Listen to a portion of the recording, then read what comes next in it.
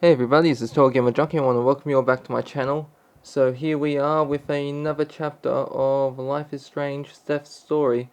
Now, in the last video I saw like this, it's the second word, they mentioned pride, so I'm just gonna make a bet right now that they're gonna have the word stunning and brave in it, I guarantee it. Because that's what words go with pride. That's what equality, I bet you. Those three words, equality, stunning and brave, is gonna be in this. Alright, let's get to it.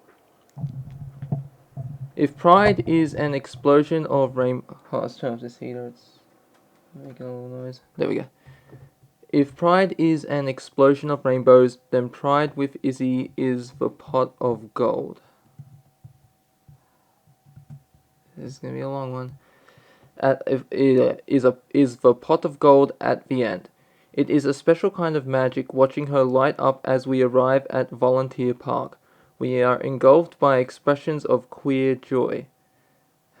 You can't just say joy, you have to say queer joy. The word yeah, there it is, equality. Alright, there's one. Is spelled out in colorful balloons and nearby the scent of soft pretzels fills the air. The sun is shining and there's even a disco ball at the entrance, but Izzy is still the brightest thing here. A smile bursts onto her face and her eyes twinkle as she takes it all in. You made it. Ollie and Geordie barrel towards us, bedecked in glitter paint. Ollie carries Geordie on his shoulders, and Geordie wears the black, grey, white, and purple striped asexual flag around his neck like a cape. So they're probably gonna have like bisexual and pansexual in here as well, I guarantee it. Their ensembles are nothing compared to Leah's intricate craftsmanship, though. She looks like a big gay maypole, stripes of rainbow fabric twisted around her in overlapping patchwork, and strapped to her shoulders is a set of fairy wings made from translucent organza stretched in wireframe to look like stained glass. In her hair, worn natural in springy black curls, she twisted little pink, purple, and blue gemstones like a bisexual flag crown. Leah, holy shit, I say, moving around to get a better look at her wings. The crafty bitch always shows us up, says Geordie with an eye roll. Yeah, I'm really putting that theatre tech minor to good use, Leah mutters reluctantly, letting me get my grubby little hands all over her masterpiece. I wish I had half of your skill with the bedazzler. I make my way around Leah's costume, eyeing what must be a few thousand tiny rhinestones along the wings. They catch the light and send rainbows skittering across the grass. I don't even own a rainbow tank top, let alone a sparkle factory. Oh, we can dress you up, Leah begins, plucking at my green t-shirt. Then she spots Izzy and goes still. Oh my god, Steph, is this her? For a second, I think maybe they know each other. It's not all that uncommon in the lesbian community to accidentally date a friend's ex. The only thing more likely, actually, is the purposeful date a friend's ex. I just have to hope their breakup wasn't explosive or messier. She's stunning. Yeah, they're stunning. All we need is brave. Leah smacks me hard across the arm. You're stunning, she says directly to Izzy. Izzy may not be flashy like Leah, not Leah, like Leah, but she's still showing her pride. Little rainbow crystals hanging from her ears, and she's painted her eyelids with little stripes of baby blue, pink, and white. It's elegant and subtle, and I love it. And I'm being so embarrassing. Wow, I'm Leah. It's really nice to meet you. Izzy takes her offered hand, and then Leah is grabbing mine too and jostling us forward. Come on, we need to rainbowfy you. Oh, Leah, no, we don't have to, I start, but Leah raises her perfectly sculpted brows and fixes me with a capital L look. You're kidding, right? And deny me my greatest joy? She clucks her tongue like a disappointed mother hen. Nary a rainbow nor carabiner in sight.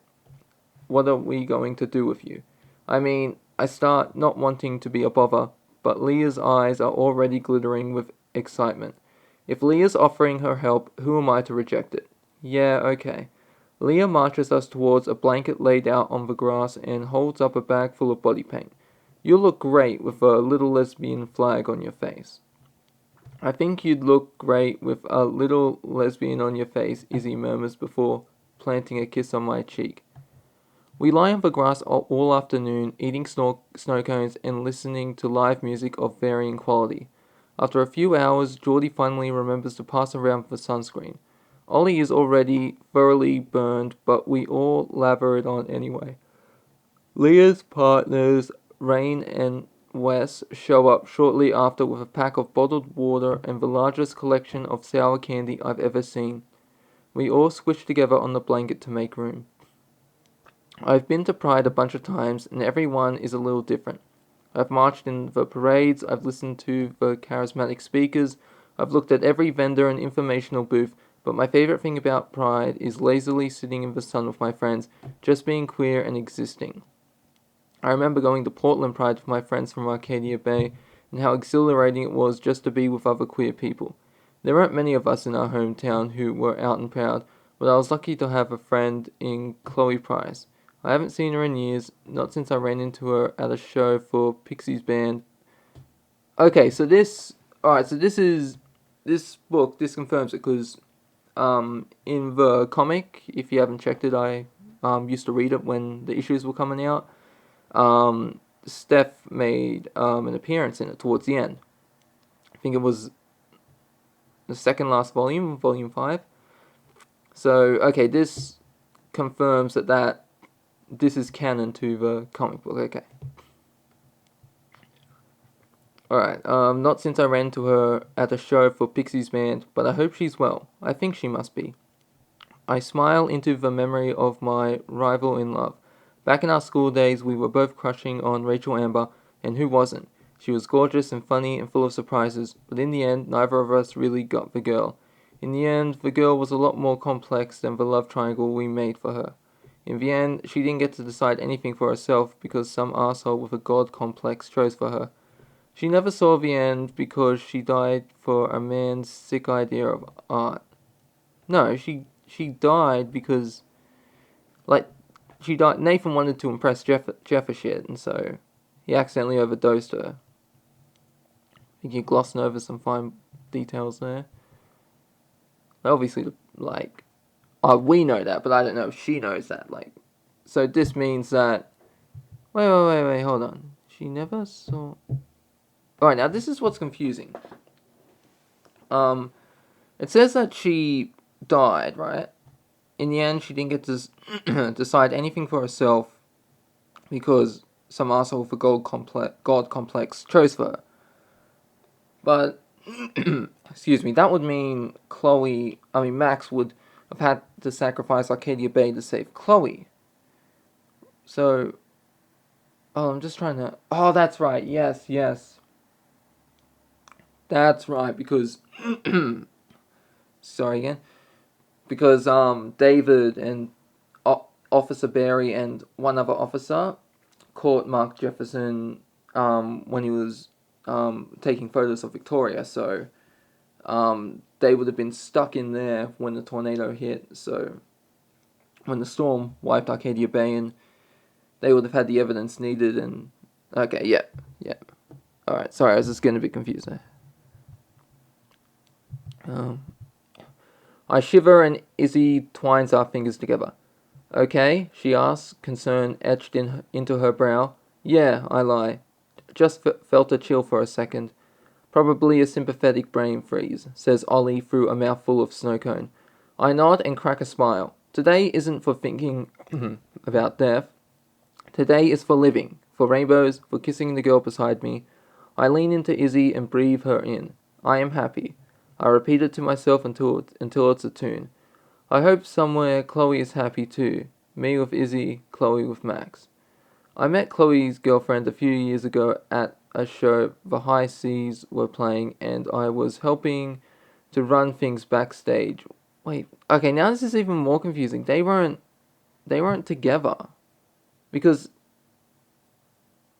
okay. Oh god, this is just doing my head in. Okay. Because the cameo Steph is in the cameo that we see Steph in is in the timeline where Chloe and Rachel are together. So, but Max was never with Chloe in the Volume 1 timeline. They were just Friends. God. Alright, Max was cool, quiet, and artsy. Not at all the kind of girl I thought Chloe would go for, but they worked. Max knows the Chloe of before. Before Rachel, before Chloe's dad died, before the storm. She said the title. Chloe found love by looking to her past, but me, I'm fully focused on the future. Let's go on a food mission, I say. I need to move, I need to eat, I need to think about something else. I turn to the others. Any requests? Cake! Geordie wails in an imitation of the current musical act's unfortunate falsetto. Or was it? Yeah, falsetto. I'll see what I can do. I take Izzy's hand and begin the process of extracting us from the maze of other blankets spread across the lawn. Izzy sighs, relief cascading across her shoulders as we step away from the crowded space. Maybe I wasn't the only one in need of an escape. Too much people? I ask once we're out of earshot. Izzy nods and leans into me as we walk, her head tilted slightly towards mine. There's this period of time in any relationship, romantic, platonic, or otherwise, when you begin to learn the other person's non-verbal cues. The little glances that mean they are uncomfortable, the mannerisms that mean they're nervous, the silences that fill with unsaid anxieties. I realize with a jolt that I'm beginning to know Izzy's. We haven't been dating for long, but already I can tell that there's something hanging in the space between us. That if I stay quiet for long enough, she'll say it. We get lemonades from a nearby food cart and clink our plastic cups together. Cheers, I say, grinning. You look happy. Izzy takes a sip, rolling her straw beneath her teeth. Just thinking about last week, when the waiter came over and we stopped holding hands, just in case. I twine my fingers with hers and look down at our clasped hands. It feels good not to worry about shit like that, even just for one weekend.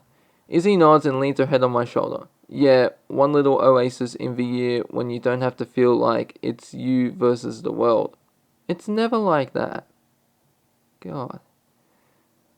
I guarantee you this person, was closeted, a closeted lesbian, so to her it's every homosexual is closeted, which is simply not true. I turn my head so I can, I'm sure some are, but not everyone is. I turn my head so I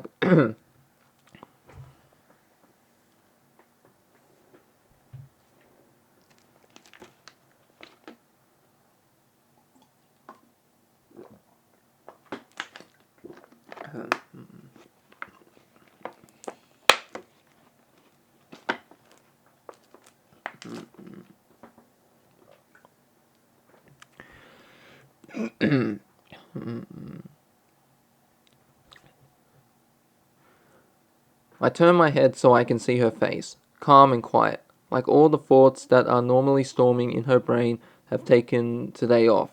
Clear skies only. Hey, I tug on her waist. Who says we can't take a little of the oasis with us? You mean, a gesture at the vendor booths lining this side of the festival. Let's each pick one thing, okay? That way we'll always have a little bit of pride even when June is over. We make our way through the stores. There's jewelry, I can't say that word, jewelry, t-shirts, and all kinds of art. I can't even begin to decide what sort of thing I might want. Really, I just want it all. And Izzy finally suggests we should pick for each other instead. Ta-da, she exclaims, presenting me with a large wooden block with the word pride spelled out in sequins. It's sparkly and bright and so pride. For your kitchen table or something.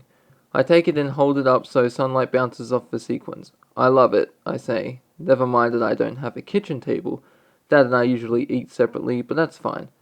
I'll put it in my room and maybe that will liven the place up. My turn. I grab her hand and we take off, continuing down the row of stores. I consider a pair of rainbow earrings, but decide they aren't really right for Izzy. So I keep going until we find a booth with rainbow-painted wooden sculptures and accessories. What do you think of these? I ask, but Izzy's expression has sort of glazed over. Sorry, what? I trace the curve of her jaw with my finger, and I can see in her eyes that she wants to just skip back to gift giving, wall herself back up and forget whatever's bothering her. Where'd you go? I ask. Did you tell Leah? Her eyes are unfocused as she crosses over to the table and picks up a barrette with a watercolor effect, swirling together the white, blue, and pink colors of the trans flag. That we're dating? Yeah, she knows. She turns the barrette over in her hands, brushing her fingertips along the curve of the maple. No, about me being trans. No. Why? Oh, just usually when people are that complimentary about my appearance, it's because they're trying to, like, I don't know, prove to me that they are not a transphobe. Like, if they say the trans girl is pretty enough times, it'll make up for their feminist activism, starting and ending with people. Oh my god. Oh my god. Starting and ending with people who have uteruses. God damn it. They're just trying to get all these buzzwords in here. Like, not uterus is a buzzword, but the way they're saying is just, like, have content for actual women with, like, uteruses. Izzy, I lightly cup her elbow and wait for her eyes to find mine. I know there are people out there who absolutely do that, and I know that's probably really hard to swallow. Dealing with that kind of stuff all the time is so shitty, but you also have to know, you are really pretty. Yeah? She looks up at me through long dark lashes, eyes quivering like she doesn't quite believe me. I've always thought that, and I'll keep telling you so as long as you still want to hear it. I pass the vendor a crumpled $20 bill for the barrette, and brush Izzy's hair back into a half-up, half-down pony. For example, I like your hair, I say, running my fingers through it, and I don't know if you've noticed, but you have these incredible eyeballs. Izzy chokes on a laugh. I ruined it with the word eyeballs, huh? Little bit, but she smiles up at me anyway, and I see an opportunity for redemption. Oh, you've got something on your face. I point to my own, waving my finger around my mouth. She wipes at her lips and says, Did I get it? Nah, let me. I swoop down to kiss her. Got it. Are you sure? Maybe you should double check. And she leans in for another. Laughter bubbles up between us, and the moment feels so light and happy, like nothing can ruin it for us.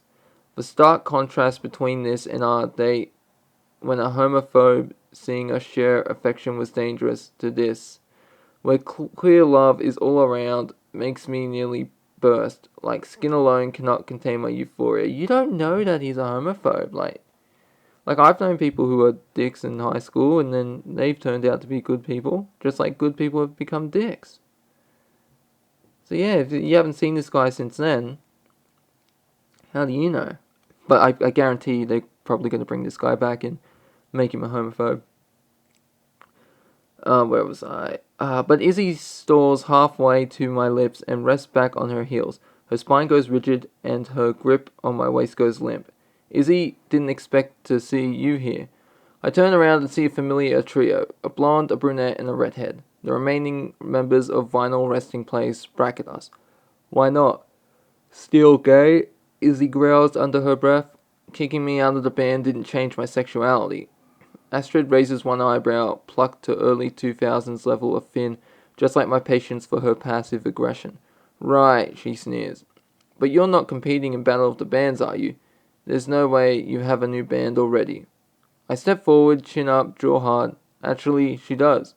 The mean girls give me a once-over, recognition sparking all at once, with a groupie. Hey, I'm the first to admit I'm the number one Izzy fan, but leave it, Steph, Izzy mutters. We're not playing, just here to watch. Too bad, says Astrid as they back away. Would have been fun to battle. She points at the stage where our friends are camped out. We'll see if you still think that when you lose, I shout after them, but Izzy is tugging on my shirt, so I settle back and try to extinguish my anger. Sorry, I say, though it doesn't feel true. It's okay, just, still raw. Izzy trails a hand along my side, a soothing motion. Astrid's always known exactly how to hurt me. I was really looking forward to playing Battle of the Bands, and they know it. I hate that they get to lord this over you. We should totally be playing. Imagine how good it would feel to beat them with that new song, the one they didn't want. Izzy's nodding, but I can tell her head isn't here with me. I don't know. It probably isn't good enough. Hey, I shake her lightly by the shoulders. It's a great song, and we're gonna practice a lot, okay? We'll get so good by this time next year, final resting place won't know what hit 'em. And you think we can beat them? She asks it so earnestly, so breathlessly, it takes everything in me not to just kiss her. I take her chin in my hand and I look directly into her warm brown eyes before I say, I think we can win. Okay, so that's the end of that chapter. Next chapter, I assume I'm not reading it, but I'm gonna take a guess and say that there's gonna be a little time skip to the next year. But I'm not reading it. Like I just got to the next chapter, so I don't spoil it for myself. But anyway, that's the end of that chapter. I hope you all enjoyed it, and I'll see you in the next one. This is TotalGamerJunkie signing off.